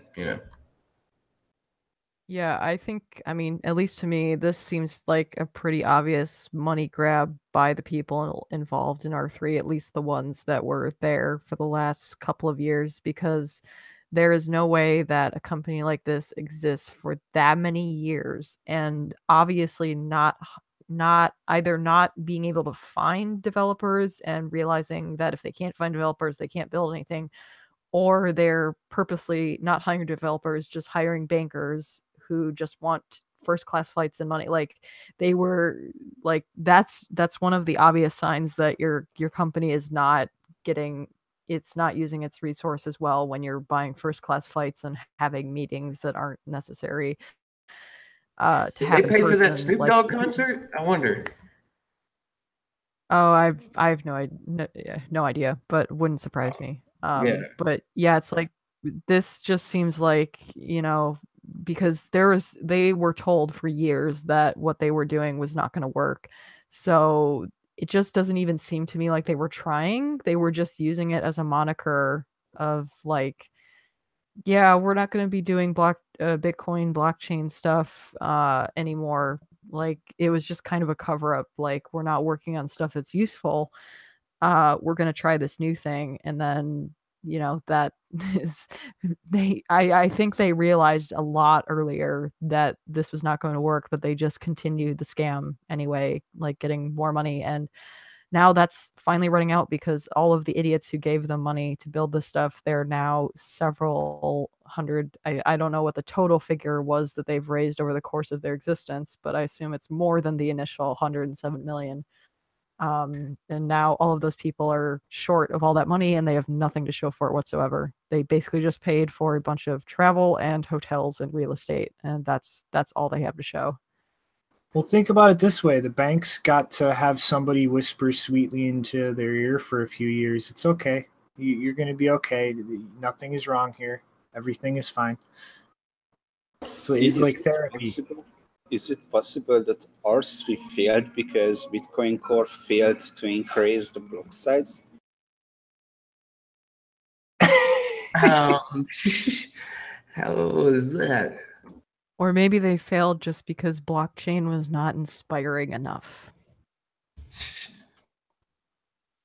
Mm-hmm. Either which way, I imagine like a couple of them still got a cute couple of hefty paychecks. I mean, we know they weren't funding development, but I mean, like, do we know like all that fund was spent? Like, I imagine there's some paychecks that were issued. I think Caso in the chat just hit the nail on the head. Most competent developers in this space aren't here just to collect a paycheck. I mean, they're either holding and that's their economic incentive, or they're just here to actually build something that changes shit. Like their primary concern isn't just getting rich themselves. It's actually building something that will shape the world into what they want to see it. And kill babies. They want to kill babies too. Oh, no, I did not kill babies. And Not the infanticide. No. Can somebody explain me the logic behind of killing babies? I just never understood it. I think the logic goes, if you're delaying, if you know that there is a sound money out there and you can help the adoption and the integration of that sound money into society, if you know that exists and you're actively working to send people in other directions. It's simple. You're not changing the whole system to allow poor, starving African children who don't even own Bitcoin to be able to afford to spend Bitcoin. Thank you. Yeah, that's a good way to, yeah. So I also want to point out that the reason Peter Todd specifically left was because they actually used some of his work without his permission, and they did not compensate him for it. And so they had, I don't know how extensive their dispute was, but he's been like pointing that out several times since that happened, that he has the stuff that they were, or at least one of the things they were working on was called Concord, and he had prior art with that, and they never really gave him credit financially or otherwise. So Just yeah. You know, I don't think it's a good decision to hire Peter Todd unless you have such a stable product that you are comfortable with him getting onto it and finding the problems with it. I mean, it wasn't the case with Corda. yeah, I mean, definitely if you're a project that does not want your software to actually be evaluated, do not hire him. Yeah, he's gonna give you the truth. You're gonna have some nasty tweets. Mm-hmm. All right, so who's ready for some good news for once out of a government institution? What institution's that? Dun dun dun! The New York Department of Financial Services has officially cleared trading privacy protecting cryptocurrencies. And on the back of this, Gemini is going to be listing Zcash soon. And this is pretty much just a small blog post from Coin Center kind of going over this. And, I think right here, this is kind of the nail on the head. It's nice to see the DFS just resisting irrational panic. And I mean, Coin Center's kind of written about this previously, which they cite in here, that pretty much every financial institution on the planet interacts with cash, and a physical cash bill is way more obfuscated as far as its source and the transaction it was involved with than any privacy coin out there. Like that cash note is way more unlinkable than any currency out there, Zcash, Monero, Dash, like even the most effective means of like mixing Bitcoin itself. Like it's not right now anywhere close to approaching the kind of anonymity as just $100 bill. And if we have financial institutions that can regularly interact with an asset like that, then what intellectually consistent basis is there to pretty much bar institutions from dealing with an asset like Zcash or Monero? I mean, there really isn't one. Like as far as an institution, when you're dealing with a customer and you're taking deposits, you keep your records. I mean, that's how shit works with cash. And I'm glad to see personally a bunch of bureaucratic paper pushers actually acknowledge that instead of go down the route that Japan has recently, where they've pretty much outright banned the trading of any of these kinds of cryptocurrencies. Yeah, it's I don't know, like whenever I saw this, it kind of made a lot more sense why, because right whenever that ban happened with Japan, we also saw Circle add support for Monero. And I was kind of wondering about that, like that news where it's like Japan's doing this and the Circle's doing that. And it's kind of like, okay, it's kind of mixed signals there. And I guess Circle kind of knew that these discussions were going on. And I know that, what's the Zcash Foundation? Is that it? They got like an organization that lobbies officials. And I know that they've been working diligently there in New York to try and shore up all this to where they can do these listings and do it all by the books. And yeah, like we were saying earlier, Gemini is one of those exchanges that's very much like running in line with the way that regulatory framework is coming up. So, I guess that can kind of explain that. Like earlier, I was kind of wondering why that happened, but I guess I understand that now as far as Circle and Monero. And yeah, like I don't know. It is kind of like, it was kind of surprising to me a little bit just because the whole privacy centric coins thing has been, I don't know. It's one of those things where you get a bunch of stigmas tied to you. It's really hard to, imagine there's going to be, good information coming down the pipe, not that much stuff trying to put you down. So yeah, it's pretty interesting to see that the New York Financial Services Agency has decided that that was an okay thing to do. So kudos for them. And, let's go, I guess, let's see if they could develop something with these privacy coins, develop some private transactions.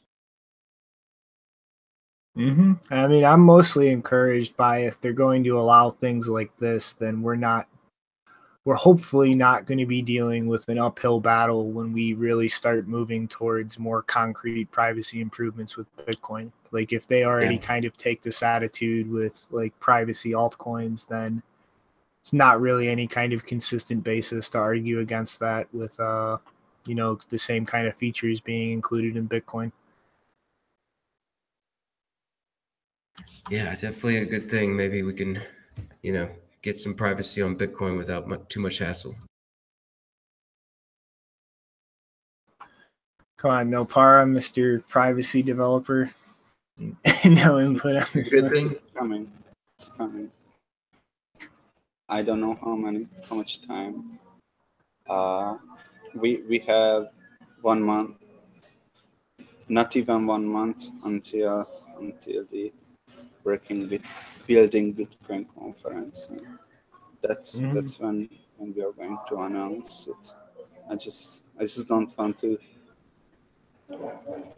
I'm looking forward to it, but I mean, like more like what's your kind of take about like American regulators taking this kind of stance, like especially after Japan pretty much went like the complete opposite way. Yeah, what's interesting is what you said there, that considering how much privacy we have with cash or bank cards or bank transfers, considering that cryptocurrencies, even if it's Monero or Zcash,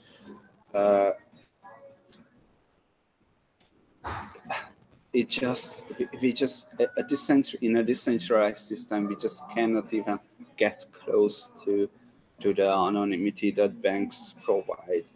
Banks provide confidentiality, so what the banks know what we do, but no one else knows. However, in a public decentralized ledger, you can have ideas that what's happening there, you know. So it just it's really sad if you put it into this perspective that we we are building this thing and we just ruined one of the fundamental property of good money. But yeah, we have to improve on that. And I guess I don't know. I just kind of saw this floating around Twitter and haven't really had a chance to do more than just glance at it. And I'm honestly not even sure which individual is responsible for this speech. But I just found Nomad posted this transcript of a speech from the CFTC. And I think that this is a pretty interesting little snippet out of it. But virtual currencies will become part of the economic practices of any country, anywhere. Let me repeat that. These currencies are not going away, and they will proliferate to every economy and every part of this planet. Some places, small economies may become dependent on virtual assets for survival. And these currencies will be outside traditional monetary intermediaries like government, banks, investors, ministries, or international organizations. We are witnessing a technological revolution. Perhaps we are witnessing a modern miracle. And the CFTC, man, they're on top of it, huh? I mean, like, dude, just looking at that, that's I have been continuously amazed over the past year as far as the response from American institutions and regulators with cryptocurrencies. I mean, if you'd asked me a year ago, I would have told you that I expected America to probably be the country that clamps down on these assets the hardest. And it seems like they're really being one of the most reasonable countries out there as far as how they're handling it from a legal and regulatory angle. I mean, I'm gonna take all of that with a grain of salt because, you know, I think it's mostly the reason that's happening is because you have a Republican-controlled or mostly Republican government at the moment, and if it switches back to Democrat, I don't see a lot of Democrats who. That's not happening anytime soon, Janine. I'm gonna speculate. Not anytime soon, but I want to keep I'm not letting my guard down at all because there's been a few times in the past where they've softened their stance on stuff related to privacy and anonymity, and they just end up undermining it in other ways, or the different people get into office and then the entire regime changes. So I'm not letting my guard down, and I don't trust the protection that the law offers, and so I'd rather prepare for the more serious consequences or outcomes that are possible. I don't know. I like to stay optimistic. I really like to think that maybe there is like this, group within the government that understands that there's a problem with the way that they can't do their job, which has a lot to do with the way the banking system operates. And so that they've gone about, sort of mending that and fixing that with, what these technologies that we're using. So, I mean, like, I kind of have like this little thought that maybe there's just like a fringe element within the government that really would like to govern in a proper way. And maybe they see it as like the only way to do that is with something where they can step outside this, the normal business as usual way of doing things in Washington and DC. So I guess, I don't know. I like to, but I am very precautious. I understand, like, it could go wrong very easily, but I like to think that. I don't know. A few years back. Go ahead. A few years back, I agree with I wouldn't even imagine that governments all over the world would be this friendly to Bitcoin. I mean, that's just crazy. They are friendly. On the other hand, on the usability, I would have thought that usability is going to improve greatly, but it didn't. It did not only not improve. It became worse. You know, back then when you wanted to send a transaction, you put an address and an amount and click send. But now we are introducing features because we are experiments ex, ex, we are experiencing the issues with Bitcoin, like scalability issues. So we have to introduce the fee UI interaction stuff. We have to introduce privacy stuff. So back then, some wallets were even doing only one address. You know how convenient was that? But that's not very private. So the usability is getting worse. And now someone sends someone a Bet32 Bitcoin address, then they cannot even pay. And because we are growing up and people are learning how to use Bitcoin wallets, and things are getting more complicated, I would say. But I wouldn't say it's in a bad way. What do you think about that? I mean, If the it's segue just is going to fine. take time. I mean, honestly, like it's just going to take time, the feature sets to actually roll out everywhere so that it's compatible. But I mean, it's either deal with that little pain period or hard fork for everything. And I don't think I have to explain to anyone here that's not a viable approach. But I mean, you know, as far as the CFTC thing, I'll probably toss that in the show notes after we get off the air. And I put the link in the chat box for everybody watching now. But, yeah, I just kind of saw that and that quote stuck out. I haven't really had a chance to look at it. But Pretty good quote. I think I'm going to move us along to the next one, though. We still got like 5 stories left. And I don't really want to gloss over all of them too much. All right. But Coinbase is acquiring Keystone Capital, a California-based securities dealer, and going through the regulatory hoops right now to actually be able to operate under their license. Because pretty much when you have like a license to deal with securities and stuff, it's not just immediately like you buy a company and now the new owner can use that. You actually have to go through like a regulatory review and actually show that you can be compliant. And it's pretty much kind of like, you know, getting a license all over again, except more just like a renewal process equivalently. But I think like they're really, I think this, it just kind of cements in my mind, they're just kind of scattershotting like all over the place as far as like what they're investing in right now. When you look at the because I mean really this like currently until we start seeing things deployed on side chains, I mean Ethereum is really the only platform out there being widely used for security tokens. And they recently just purchased that DEX using the 0x protocol Paradex. And so it's kind of like, to me, this looks like just a scatter shot. Like we're going to try and grab like a decentralized platform that we're not actually operating.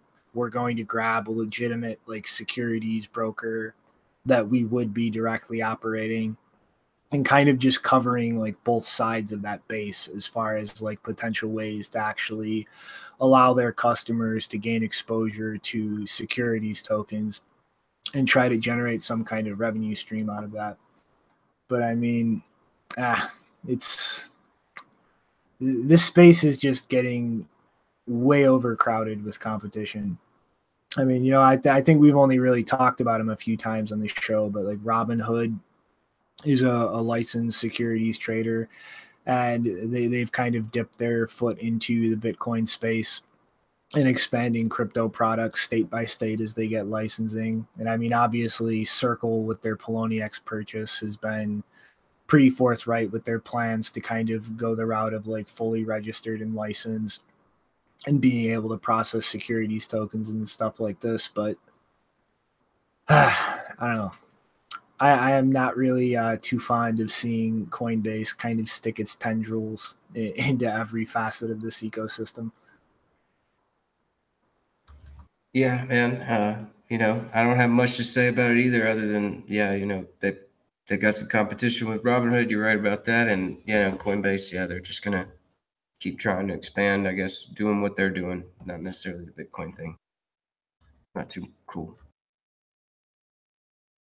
I mean, let's just see how it goes. Bitcoin's pretty much been the thing that's been making them the bulk of their money, and they seem to be throwing all of their new investments into shit for the most part, into just totally independent areas of the ecosystem. So I mean, yeah, we'll see how that goes. Yeah, like what's this other development here? This thing looks like a little bit more promising, something good.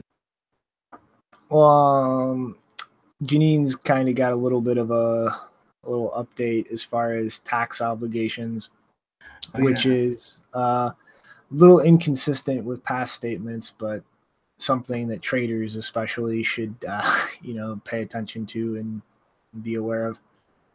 Yeah, so this is more of just a PSA, and I want to preface this with in the thread she did mention that this wasn't based on like an official statement. This was just she reached out as a tax lawyer to the IRS, and in email format she received a response, and it was to say that if you use a foreign cryptocurrency exchange that's not based in the US, then you have to file an FBAR statement, which is FBAR stands for Foreign Bank and Account Regulation, I think, or requirement. So that just means it would be the same if you had a fiat.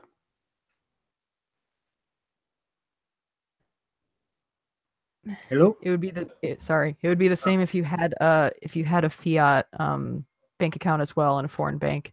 The good thing though, if you scroll down to the second tweet, is she says that if you're holding crypto in a wallet where you control the keys, you do not have that requirement. And that's very key. So this is one of the reasons that I've told people be very careful with how you use exchanges. You should not be treating them like a bank, because this is where it's going to bite you in the butt. If you've just been controlling your own keys for your crypto and only using exchanges when you absolutely have to for the minimal amount that you absolutely need, then that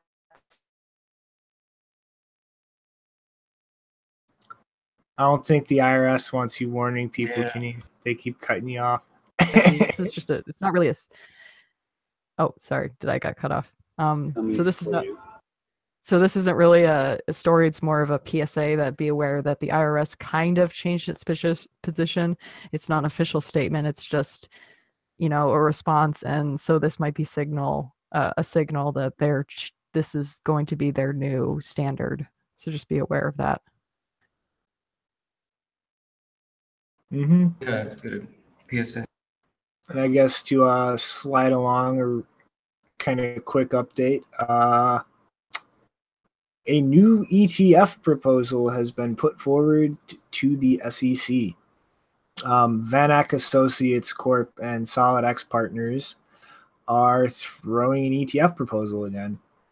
And what they're pretty much doing here to kind of try and address some of the concerns when the SEC asked all the prior proposals last year to kind of get pulled is go to regulated OTC markets as far as like the price index source, to kind of try and address some of the concerns about most of the markets being pretty much unregulated and prone to air quote manipulation.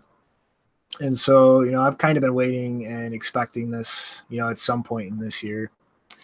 I mean, not really much to say on it. We're all pretty clear if you've been paying attention in the space what the concerns about the prior filings were. And I know I've been rambling my ass off for the past couple months about all the different changes in market structure, new exchanges coming online, different changes in the way liquidity pools are kind of being connected. And I guess, let's just kind of wait and see how the SEC responds to those changes and whether that alleviates some of their concerns with having an ETF listed. But getting really close to that 2-hour mark, and we're going to make it. We're going to try to make it. Okay, we probably won't make it, but we're going to get close. So the EU is starting a formal probe of the anti-money. I'm sorry. My throat is killing me right now. A formal probe of the anti-money laundering agency over a bank called Pilatus in Malta that recently had all of their assets freezed due to attempts to pretty much circumvent U.S. sanctions against Iran. And the European Union is actually pretty much going after Maltese regulators right now for potentially violating European Union laws regarding how to handle anti-money laundering, penalties, oversight, and so on and so forth. And I just kind of thought this was just a little interesting thing to mention because, with the talks that Binance has been in with recently as far as setting up shop in Malta and moves that the Maltese government has kind of been making to kind of set themselves up as like a safe haven or a favorable jurisdiction for cryptocurrency related companies. Like they don't exist in a vacuum. And, this is already kind of a country that is considered one of those, places you can try and go shuffle money around or store money outside the eyes of larger nations. And if they continue really making this move towards trying to attract cryptocurrency businesses and really become like a kind of focal point of crypto activity in the world, I expect it's going to kind of bring down this type of hammer a lot harder, and potentially might even lead to them trying to withdraw from the European Union. I mean, if they as a country kind of look at, the potential for, the conventional financial services they offer now and the potential services they could offer if they really try to foster the growth of cryptocurrency companies in the country, like that's not going to make, big countries like America or blocks of countries like the European Union very happy, especially. I'm sorry. It's okay. I can take so the comment you just made about them potentially leaving the European Union, I think that would probably be unlikely because Malta is one of those tourist nations. Like most of its revenue comes from Europeans, especially from the UK, although the UK is also leaving, but UK has different economic structure. They get most of their money from tourism from the UK, especially for medical stuff. And so the only reason they would make that trade-off is if the money that they make from, supposedly having this more private banking system set up than other countries in the European Union is if that was making them more money than tourism, which I would be kind of surprised if it was, because it has been coming up a few times as like one of those destinations, but I don't think it's as big of a target as other places are at this point. Well, I didn't really know much as far as like how much tourism really affects their income, but I would still say potentially if projected growth or income from really trying to set themselves up as a cryptocurrency safe haven, potentially got to the point where it could dwarf that, they might reconsider that even like with that dynamic. You know what I mean? Yeah. You know what? Sorry, go ahead, man. You know what they do in Malta? If Malta has a special proof of residence program where you get a proof of residence in Malta. You don't have to live there, and you don't have to pay taxes. So this is what digital nomads do. They go to well, not all digital nomads, but some of them go to countries, and they are officially living in Malta. So that's an interesting solution there. Yeah, I always just like looking at the last story we had with Malta. I was just like looking at their history and their geographic location. It always looks like it's been a pretty good spot to bank just because of it's in the middle of the Mediterranean and everything like that's got a pretty good protection. So, yeah, but I mean, it's also probably a beautiful location. I'm sure they get tourist dollars too, but it's hard to imagine that they haven't kept up that banking industry from like the Byzantine Empire and everything. I mean, I don't know. It's like you're saying, there's some digital nomads banking out of there. Wouldn't be surprised. There's quite a few people. Blockstream is registered in Malta. Yeah, even Adam live over there or something. I think I don't know. Yeah, I heard something like that too. Yes. It's the happening spot, man. I mean, it's pretty and it's some pretty good banking, I guess. Mm-hmm. I mean, it really just comes down to the opportunity cost. You know what I mean? If there ever is a point where, being that kind of financial haven could really plug the gap of tourism, they'd do it. But I mean, if they can't, then I think Janine is right. They wouldn't want to really lose a large part of their national income unless they can really replace it. But all right. We didn't make 2 hours, so I don't know, let's try to make 2 hours and 10 minutes or something. But all right. Last story, kind of an interesting one.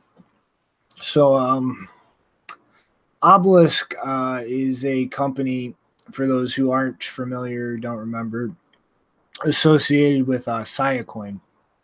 It was actually started, I think, by some of the developers to produce ASICs for the Siacoin network, to kind of try and get ahead of Bitmain. And that's what kind of led to the whole, are we going to try and tweak the proof of work to brick Bitmain's ASICs and not ours discussion that, and unless it kind of happens secretly under the radar, I don't think actually, came to fruition. But, it's, I like, a few of the people involved with the Siacoin project, but I just have to be really blunt here. This Obelisk launchpad program that they want to start is probably one of the most retarded things I've ever heard in the space. Pretty much, and they actually have their first customer, the Lyra protocols.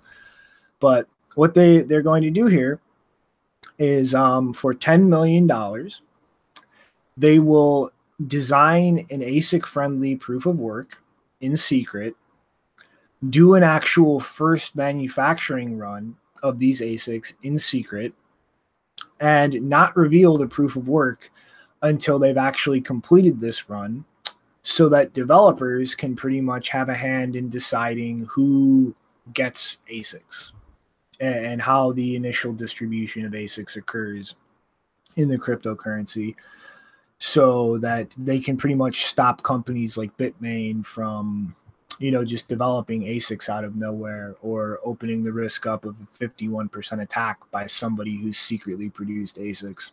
And I mean, like, this is just retarded. I mean, this is tantamount in my mind to trying to completely plan an economy. And I mean, I don't think I have to sit here and explain that historically planned economies tend to crash and burn every time. Like, it does not work. And I mean, like, even assuming that these people are going to be completely true to their word and do absolutely nothing malicious, like, that in its own right is still just a horrible fucking idea.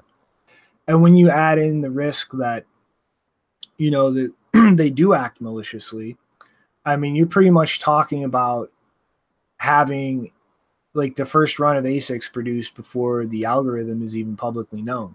So whoever is in charge of producing that is now effectively in complete control over who is mining that network. Like you're pretty much turning an open proof of work system into something where the developers and this company pick and choose who is allowed to mine effectively and profitably. And I mean, this is seriously, like, this is one of the worst ideas I've ever seen in this space. And I mean, I really don't know like what the hell these people are thinking. I'm sitting here thinking of all the terrible ideas, thinking, is that really the worst idea? It's probably up there, yeah. CryptoKitties, man, that one. Well, I guess that was a pretty good idea to get people excited. But I mean, like, you know, this is ridiculous. Like this is not any currency that does this. You are not an open cryptocurrency. You are not. You are attempting to decide who is allowed to participate in actually securing the network. You're pretty much acting like a tyrant, delegating dukes. Like this is not an open system. This is not competitive. Like this is delegation. This is you're allowed to participate in this if we allow you to participate. I mean, this is completely antithetical in my mind to everything that an open, like, proof of work blockchain system is supposed to be. Like this is the exact opposite. I was wondering where I heard of Obelisk, Saya coin. That's right, that whole thing. And you know, yeah, they didn't end up making that move because, yeah, I mean, like, I don't know. It's like one of those things where we just sort of saw with Monero. It's like the whole ASIC resistance thing. It's really kind of something you can't really avoid, and so you might as well just like stick with your algorithm and develop ASICs. I don't know, but I haven't really looked into this Obelisk that much, other than I know that that's what they were doing before. Yeah, launchpad, huh?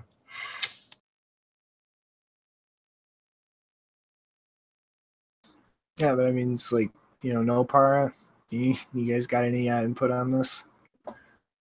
Well, I found a tweet from Nick Carter that he let me see.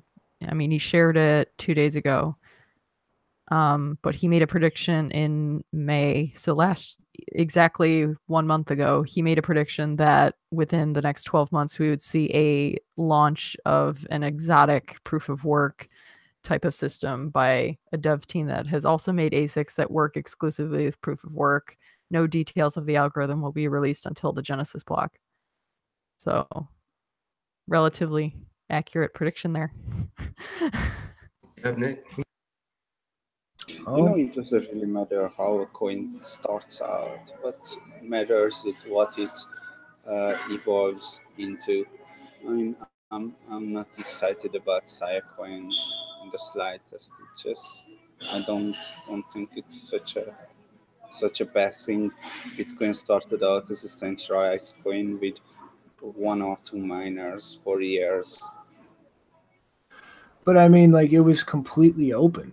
Like, you know, the first to develop an ASIC, go for it. The first to start mining, go for it. Like there was absolutely no gatekeepers. Like with a setup like this, like the developers completely choose who is securing the network. Well, who's in charge of the network. Was it really? I mean, Satoshi was very comfortable because he had the hash power and he could do anything, any hard fork with it by himself for a while in the beginning. So it was open. You're talking the first few months though, and nothing prevented people from developing GPU miners and then taking that edge away from them.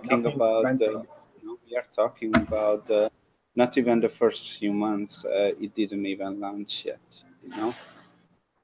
But like no part, it's like you're talking about who burned electricity first. That is a completely open thing. Anybody with electricity in a computer could have participated in that on even footing. Like when you start with this, you start off the bat with an ASIC.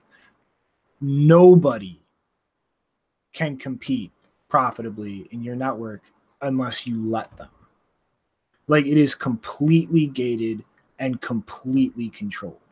And they're even offering this service for coins that want to do a proof of work change as well. The code will be open source. No, but the ASIC won't. Like, that's the whole point of this, is they will not even release the proof of work algorithm until they've already developed ASICs. So it's all being kept secret until they've already produced ASICs, and then they will decide who they will allow to buy those ASICs.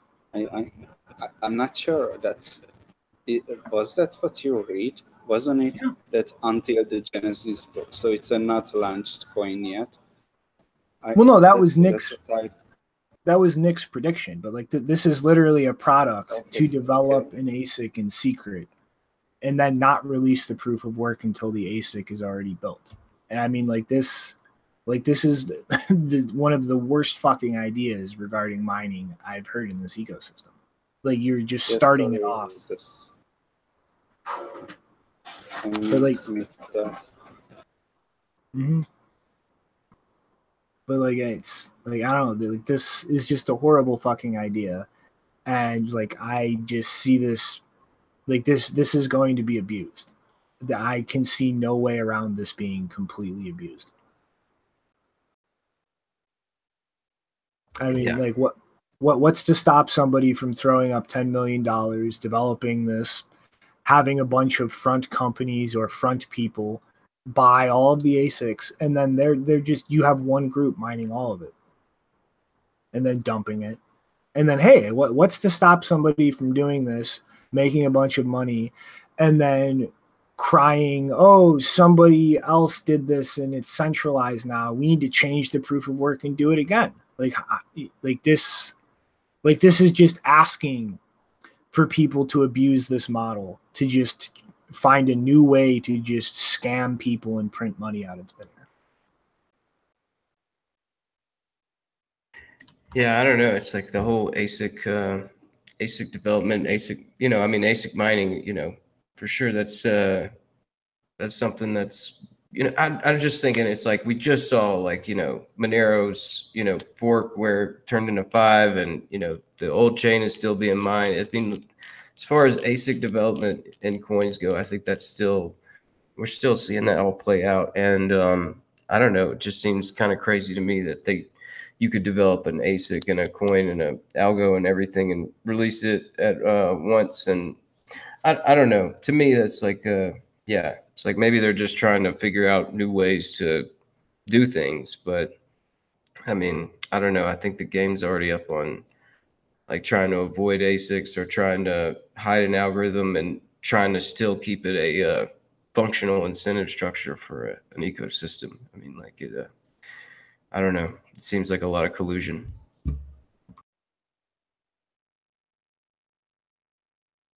I don't know, guys. If anybody else has any last thoughts on this, my throat is killing me right now. I'd like to kind of wrap this up after you guys throw in your last 2 cents.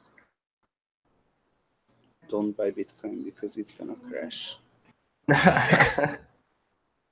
Oh man, really? I was thinking it's gonna jump up again, but yeah, maybe. I don't know. All right. Well, I'm gonna toss in my final thoughts before Janine gets hers ready to load up. But last episode we talked about the zero fee mining pool policy for Bitcoin Cash. Well, Bitcoin.com and via BTC are joining in with Nchain and CoinGeek to support it. So, and another hilarious thing, Vin Armani, the resident Bcash brain dead gigolo, has a solution to deal with the bad problems. Let's add replace by fee, the thing that we constantly shriek and scream and blame for breaking zero confirmation transactions, which have always been broken, but only allow it for zero fee transactions. Is everybody ready to see how this fucking hilarious pot of drama boils over? I am. I am ready. All right. And then incoming Janine's thoughts. Yeah, my thought is just this I don't know what to call it, this circus going on with malware tech still in the United States. He's still stuck in Los Angeles because he's not allowed to leave the country while he's awaiting trial, and apparently the indictment preceding the trial actually just came to him on the 1-year anniversary of him receiving an award for stopping the WannaCry virus that was infecting mostly Windows machines across Europe and the United States. Yeah, so that's awesome. Happened on the same day, like no respect whatsoever. And the worst thing that I was not aware of is that he actually doesn't even have a work visa. He has not been granted one. That means he can't work while he's stuck in Los Angeles, but he also can't leave the country to go back to the UK where he is allowed to work because he's a citizen in the UK because he's awaiting trial. So he's essentially stuck in a country where he is not allowed to make money. Like this is just a shit show. But he was doing bad stuff. Wasn't he the banking software creator? No. that is part of the allegation, and they have not proven that in any sense yet. And their main allegation is that he actually distributed and took part in the attacks, and that is also not substantiated anywhere. So, Is this the same guy where they seized his money and they offered it back, but it wasn't the full amount? No, they arrested him. Yeah. He was That's in a different one. DEF Oh, CON. okay. Yeah. Sorry. You know, there's screwed up stuff going everywhere. So yeah, this is the guy. This is the guy where he went to DEF CON, and then before he actually left the UK to go to the US, the US government actually told GCHQ like they were looking to arrest him for these allegations. GCHQ did not warn him that they were going to do that, and they just let him leave the country and go to DEF CON and get arrested where he has substantially less rights. So that's scary because we've been going through the Lori Love trial finally came to its conclusion, and he was not extradited. Unfortunately, Marcus did not have that option because he was never even warned that he was under investigation. All right. Well, got Rick's 2 final thoughts loaded up. yeah, this is something that Janine showed me yesterday, and I just thought I'd go ahead and share it with everybody on the show because it's a pretty interesting idea. It's like a model where you can start school for free, and you're not going to have to pay any tuition back until after you have a job working at a high-tech company and getting paid a good amount, like over $50,000 a year. And yeah, it's just one of those things where whenever I saw it, I was like, well, hopefully this kind of model will start to take off because right now a lot of kids are getting into debt and there's nobody tracking to see if they're like making an actual income after they graduate the university, and they're still required to pay back these loans. And it's just an awful situation whenever it comes to trying to get an education in the current system and then come out the other side. Okay. So this Lambda school thing looks really interesting, and I'm going to check it out myself. And I just figured since we were doing the show, I'll go ahead and, shoot that out to you guys watching. Y'all might want to check it out too. And also just in the interest of learning everything yourself, JW's not here, but mathbot.com is something he's working on where he's trying to teach kids and anyone really math and programming through programming a robot. And it's a little video game that he's put together. He's got, I think, 20 levels put together, and it's something that he's got a crew working on, and I think I'm going to start helping him with that a little bit. And so, Lambda School and MathBot, do a little self-education there. Mm-hmm. And you got any last thoughts, Nopara, before I give us a quick update on something, then call it a day? No, nothing special. All right. Well, Good food over there? You better have some barbecue after you get off, or I'm gonna be even more angry at you for not enjoying it. Went to Japan to Nicolas Doria. He's getting married. I hate you even more. But quick update though. The Romanian man who had his entire life savings seized illegally at Hopkins Airport had the federal government offer to return $57,000, 333, excuse me, which is short $770. I'm sorry, yeah, Albanian. Thank you, Ginny. And his response is pretty much, fuck you. I will see you in court to receive the full amount, which I do have to say, props to this guy for not just rolling over and taking the money short what was probably stolen by people in customs and just being quiet about this. He's actually standing up and calling bullshit on one of the most despicable legal practices in America. So props to this man. And I guess on that note, I need to go lay down and stop talking, or I probably won't be able to talk for a few days, everybody. Till next time, toodaloo. Later, everyone. Bye. Next show, Wednesday. Bye.